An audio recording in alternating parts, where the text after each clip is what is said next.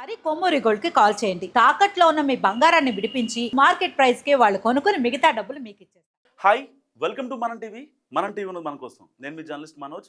So ED విచారణ జరిగింది మద్యం కేసు సంబంధించి. సో దీనికి సంబంధించి దాదాపుగా 2798 కోట్ల స్కామ్ జరిగింది. తాజాగా విజయసాయిరెడ్డి, మాజీ ఎంపీ విజయసాయిరెడ్డి, ప్రస్తుత ఎంపీ మిథున్ రెడ్డి, వీళ్ళిద్దరికీ ఈడీ విచారించింది. పలు కీలక విషయాలు రాబట్టింది. ఎందుకంటే ఇప్పటిదాకా 2798 కోట్లు అని చెప్పి మాట్లాడుకుంటున్నారు. కానీ ఆదాన్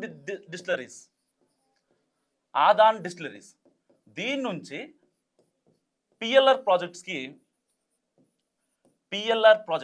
ఇది ఎవరిది? పెద్దిరెడ్డి గారిది. మొత్తం పెద్దిరెడ్డి మిథున్ రెడ్డి, పెద్దిరెడ్డి రామచంద్రారెడ్డి గారు. సో దీనికి సంబంధించి ఎక్కడ దొరికారు అంటే కరెక్ట్గా 10 కోట్ల రూపాయల ట్రాన్సాక్షన్ ఆదాన్ డిస్టిలరీ నుంచి. ఆదాన్ డిస్టిలరీస్ అంటే గతంలో ఏపీలో 2019 నుంచి 2024 మధ్యలో ఎవరైతే ఏపీలో ఉన్న యువకులు బూమ్ బూమ్ బీర్లు తాగారో ఆ బూమ్ బూమ్ బీర్లు తాగి తయారు చేసిన కంపెనీ ఇది ఆదాన్ డిస్టిలరీస్. సో ఆ కంపెనీ నుంచి పిఎల్ఆర్ ప్రాజెక్ట్స్ ఏదైతే హైదరాబాద్లో ఉందో దానికి దాదాపుగా 10 కోట్ల ట్రాన్సాక్షన్ జరిగింది. సో ఇప్పుడు ఈ ట్రాన్సాక్షన్స్ ఎందుకు ఏంటి అని మాట్లాడితే మిథున్ రెడ్డి గారు ఏం చెప్పారు ఎంక్వైరీలో? లేదు, అది జస్ట్ నార్మల్ ట్రాన్సాక్షన్ చెప్పారు. దాని తర్వాత ఎప్పుడైతే ఈ మద్యం కేసు సంబంధించిన కుంభకోణం స్టార్ట్ అయిందో వెంటనే ఈ పిఎల్ఆర్ నుంచి రిటర్న్ టు ఆదాన్ డిస్టిలరీస్ ఎందుకు వచ్చింది ఏంటి అని మాట్లాడితే అసలు దాని గురించి మాట్లాడరు అనమాట. సరిగ్గా మిథున్ రెడ్డి గారి విచారణ జరగడానికి ముందు రోజు మాజీ ఎంపీ విజయసాయి రెడ్డి గారి విచారణ జరిగింది. అప్పుడు ఆయన ఏం చెప్పారు? ఏదైతే అరబిందో కంపెనీ ఉందో, అరబిందో వాళ్ళ కూతుర్నిచ్చారు కదా, అరబిందో నుంచి 100 కోట్ల రూపాయలు కావాలని చెప్పి మిథున్ రెడ్డి ఫోన్ చేసి విజయసాయి రెడ్డిని నాకు డబ్బులు అని చెప్పాడు. ఎవరికి ఇవ్వాల డబ్బులు? లిక్కర్ కేసులో A1 అయినటువంటి రాజ్ కసిరెడ్డి. అసలు రాజ్ కసిరెడ్డి అనే వ్యక్తి 2019 నుంచి 2024 టెన్యూర్లో, జగన్ టెన్యూర్లో అసలు ఎవ్వరికి తెలియదు. కానీ స్కామ్ చేసింది మొత్తం ఈ రాజ్ కసిరెడ్డి. అదేంటి, జగన్మోహన్ రెడ్డి గారు స్కామ్ చేసింది లిక్కర్ స్కామ్లో, మరి రాజ్ కసిరెడ్డి ఎలా వచ్చాడు? దానికి సంబంధించి కీలక ఆధారాలు సమర్పించింది సిట్. సో 611 పేజీల నివేదిక ప్రభుత్వానికి ఇచ్చింది. దాంట్లో దాదాపుగా 40 సార్లు అంతిమ లబ్ధిదారుడు ఎవరైతే ఉన్నారో బిగ్ బాస్ అని మెన్షన్ చేసిన తర్వాత రాజ్ కసిరెడ్డి పేరు బయటకు వచ్చింది. సో రాజ్ కసిరెడ్డి మనం అప్పట్లో ఒక వీడియో చూసాం.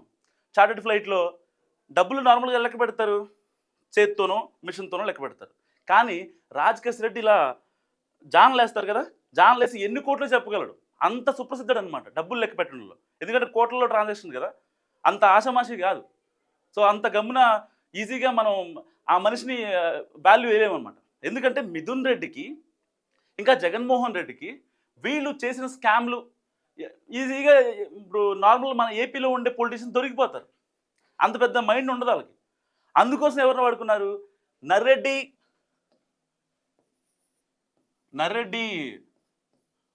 రామ్మూర్తి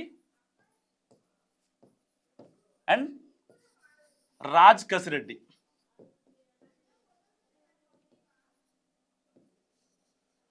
వీళ్ళిద్దరూ చేసిన స్కామ్ 2000 కోట్లు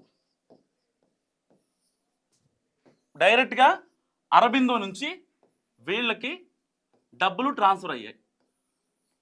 ఇప్పుడు చాలా తెలివిగా జగన్మోహన్ రెడ్డి గారిని పక్కన పెట్టే ప్లాన్ జరుగుతుంది. అది ఎలా అంటే, మాజీ ఎంపీ విజయసాయి రెడ్డి గారు విచారణకు హాజరైనా, ఎంపీ మిథున్ రెడ్డి హాజరైనా లిక్కర్ స్కామ్కి నాకు సంబంధం లేదంటున్నారు. ఓకే ఫైన్, బాగానే ఉంది. మరి అరబిందో నుంచి వచ్చిన 100 కోట్లు ఏమయ్యాయి? ఎక్కడికి వెళ్ళాయి? దానికి సంబంధించి ఎవరిని అడుగుతున్నారా? దానికి సంబంధించి ఇప్పుడు కీలక అప్డేట్ ఇచ్చింది సిట్. సో మరికొద్ది రోజుల్లో మాజీ సీఎం జగన్మోహన్ రెడ్డి గారికి ఈడీ నోటీసులు వెళ్ళబోతున్నాయి. దానికి సంబంధించి ఎందుకంటే ఇప్పటికే జగన్మోహన్ రెడ్డి గారి మీద దాదాపుగా 14 ఈడీ కేసులు ఉన్నాయి. అదేంటి మరి ఆయన మీద ఇన్ని ఈడీ కేసులు ఉన్నాయి కదా, మరి ఇంకోటి పడితే 15 అవుతుంది, దానికి ఏం చేయలేదా అంటే, సో దీని వెనక కూటమి చాలా గట్టిగా ప్లాన్ చేస్తుంది. ఎందుకంటే 15 ఈడీ కేసులు పడితే ఒక్క ఈడీ కేసు అయినా సరే జగన్మోహన్ రెడ్డి గారు నేను ప్రూవ్ చేసుకోలేని తేలితే కనుక ఇప్పటికే సిట్ని నివేదిక ఇచ్చింది. 617 పేజీల నివేదిక. దీనికి సంబంధించి ఒకవేళ జగన్మోహన్ రెడ్డి తనను తాను నేను ప్రూవ్ చేసుకోకపోతే, బేసిక్గా ఈడీ కానీ సిట్ కానీ ఈడీలో ఒకసారి కేసు ఫైల్ అయిందంటే మనమే వెళ్ళి ప్రూవ్ చేసుకోవాలి. బయటికి వెళ్ళడానికి ఉండదు. లేకపోతే మా కూతురు లండన్లో ఉన్నారు, సో వాళ్ళ పిల్ల కాన్వకేషన్ ఉందో లేకపోతే ఇంకోటి ఉందంటే వెళ్ళడానికి కుదరదు. కానీ సిట్ అలా కాదు. సిట్టు మనం విచారణకి మనమే వెళ్ళాలి. సో దానికి సంబంధించి సిట్టులు మన వెంట పడుతూ ఉంటారు. కానీ ఈడీ అలా కాదు. ఒక్కసారి ఈడీలో కేసు ఫైల్ అయిందంటే మనల్ని మనం ప్రూవ్ చేసుకుంటేనే నెక్స్ట్ ఎలక్షన్స్లో మనం పోటీ చేయడానికి అక్కడ ఆస్కారం ఉంటుంది. లేదంటే కనుక చాలా ఇబ్బంది పడే పరిస్థితి ఉంటుంది. సో దానికోసం కూటమి చాలా స్ట్రాటజిక్గా ప్లాన్ చేస్తుంది.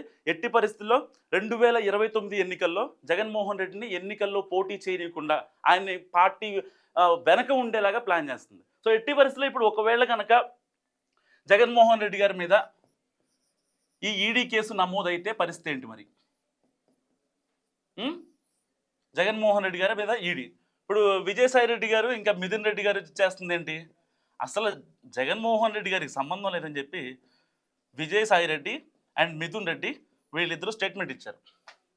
సంబంధం లేదు, జగన్ యొక్క క్లోజ్ క్వార్టర్ ఎవరైతే ఉంటారో వాళ్ళకి మాత్రమే సంబంధం అని చెప్పి వీళ్ళిద్దరూ కుండ బదలు కొట్టిన మాట్లాడుతున్నారు. ఆ క్లోజ్ క్వార్టర్ అంటే ఎవరు? సజ్జల రామకృష్ణారెడ్డి గారు, సజ్జల వైవి సుబ్బారెడ్డి,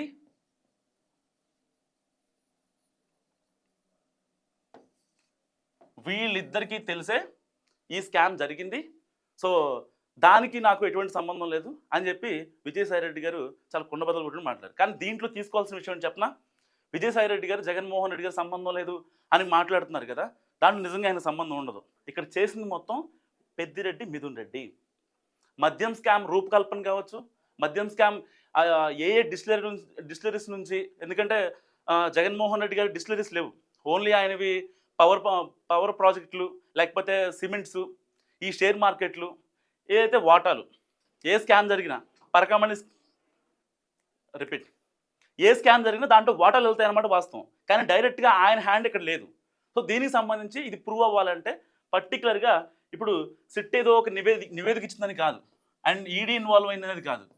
సో జగన్మోహన్ రెడ్డిని అరెస్ట్ చేయాలంటే చాలా పెద్ద ఇష్యూ అవుతుంది. ఎందుకంటే పక్కా ఆధారాలు లేకుండా ఒకవేళ జగన్మోహన్ రెడ్డిని అరెస్ట్ చేస్తే ఆ సింపతితో 2029 ఎన్నికల్లో మళ్ళీ వైసీపీ వచ్చే ఛాన్స్ ఉంటుంది. సో ఇలాంటి ఇన్ని కాన్సిక్వెన్సెస్ మధ్య ఇప్పుడు జగన్కి మరికొద్ది రోజుల్లో ఈడీ నోటీసులు ఇవ్వబోతుంది. దానికి సంబంధించి అసలు లిక్కర్ స్కామ్లో ఏం జరుగుతుంది అనేది మనం వెయిట్ చేయాలి. సో మీరేమనుకుంటున్నారో మస్ట్గా కామెంట్ చేయండి. చూస్తున్నాండి మన టీవీ.